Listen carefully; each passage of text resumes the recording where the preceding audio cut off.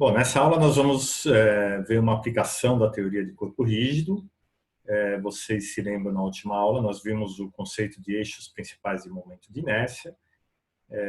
É um conceito associado a outro conceito do tensor momento de inércia, que é um tensor de ordem 2, portanto é uma matriz, que tem a característica de ser uma matriz simétrica. E como nós vimos, toda matriz simétrica pode ser linearizada. Quando você lineariza essa matriz, você obtém os eixos principais de rotação. E com essa matriz linearizada, a relação entre o momento angular e a velocidade angular se dá através da matriz do momento de inércia, que linearizada se transforma numa operação, num produto escalar de dois vetores, I e ômega. Então, essa é uma expressão bastante simples e conveniente de se trabalhar e, portanto, o referencial dos eixos principais é um referencial privilegiado e que facilita bastante o tratamento do corpo rígido. Outra coisa que a gente viu é que esse tratamento permite evidenciar que o número de graus de liberdade que a gente precisa são 3. Né? 3 para descrever o corpo rígido como um todo o sistema, em função de 3 velocidades, 3 coordenadas.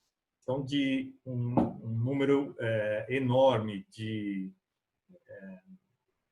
graus de liberdade, nós reduzimos apenas para 3. Então, esse é um exemplo muito bom de como os vínculos associados ao fato do corpo ser rígido reduzem de uma forma dramática, nesse caso, o número de graus de liberdade.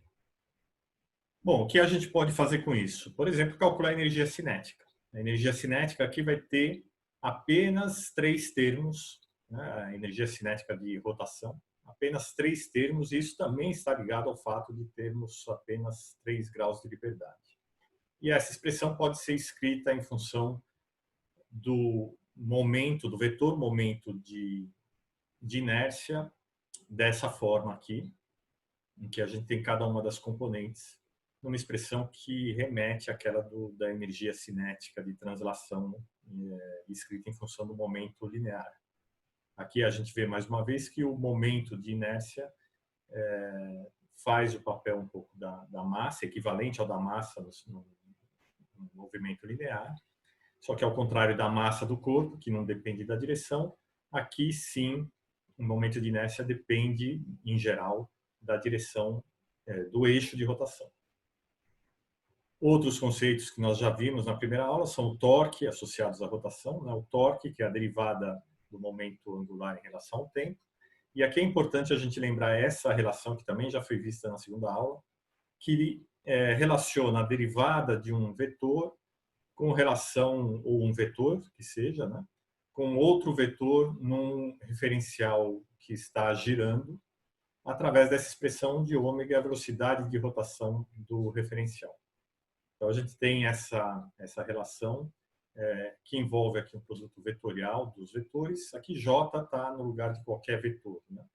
Então, a gente tem essa derivada de J em relação a S, a derivada de J de T no referencial girante, mais ômega vetor J. E isso aqui está associado através de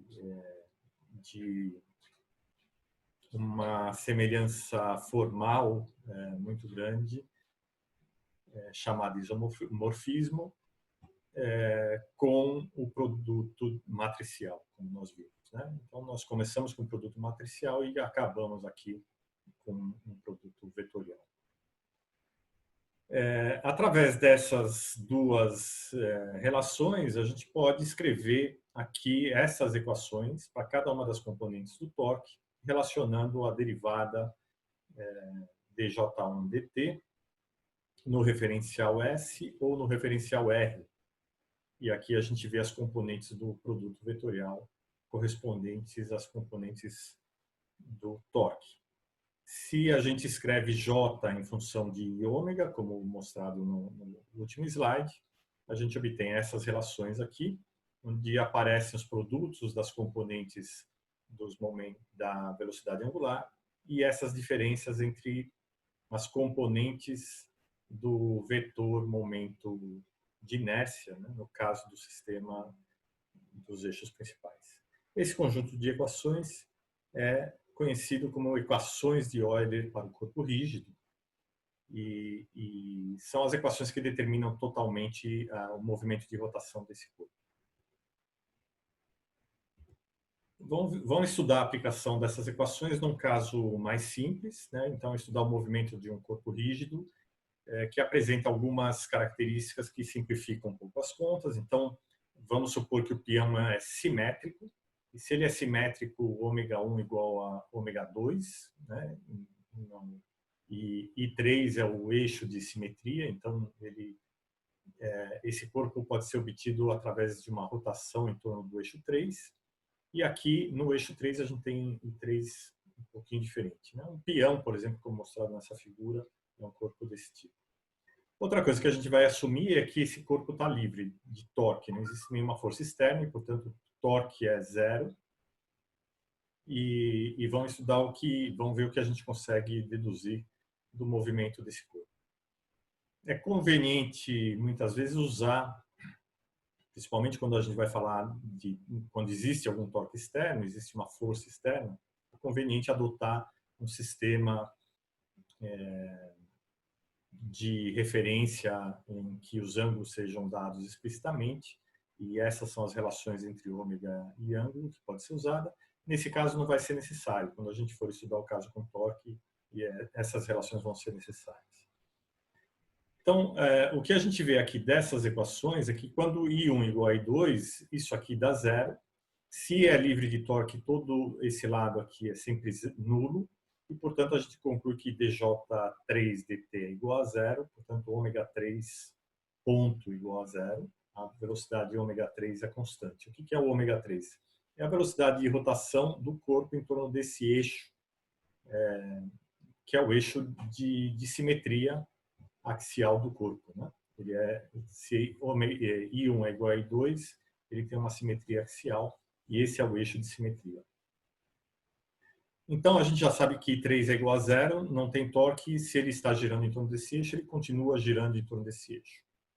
Agora, a gente tem ômega 1 e ômega 2, né, cujas derivadas não são diferentes de zero, porque esses termos não é nulo.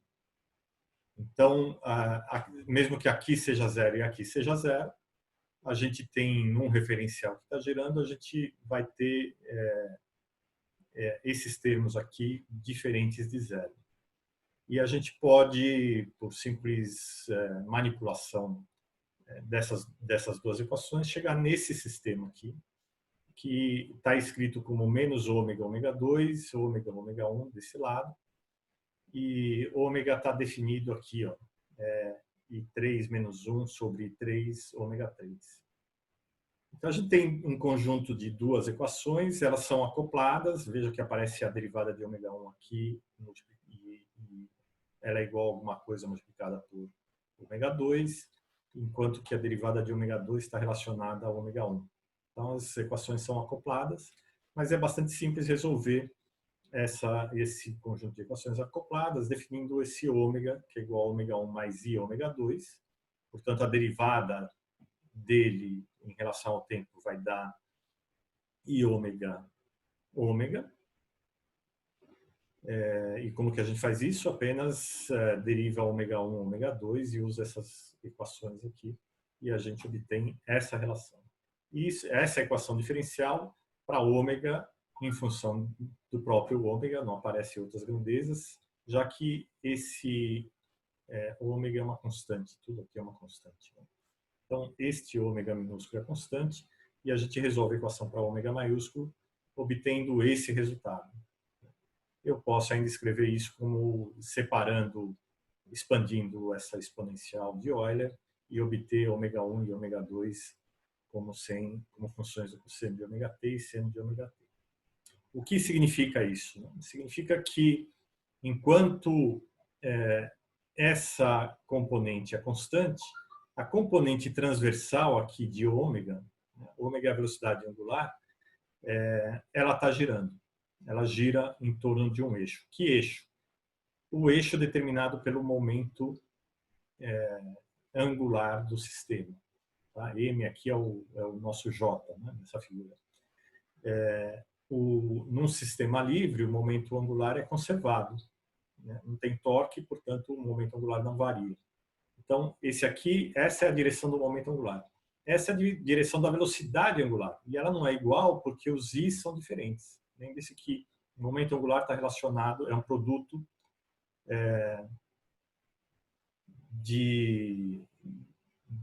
matricial, né, de dois vetores. E a gente tem... eu falei agora há pouco um produto escalar, mas não é. É um produto matricial do vetor da matriz I pelo vetor ômega, e a gente tem aqui ômega. Como os I são diferentes, ômega não é paralelo a M. Se todos os I fossem iguais, a gente teria uma esfera com simetria esférica, é o máximo de simetria que se consegue do ponto de vista da rotação, e, portanto, ômega seria paralelo a M e o corpo não iria girar. Como a gente tem valores diferentes para I, a velocidade angular não é paralela ao vetor momento angular.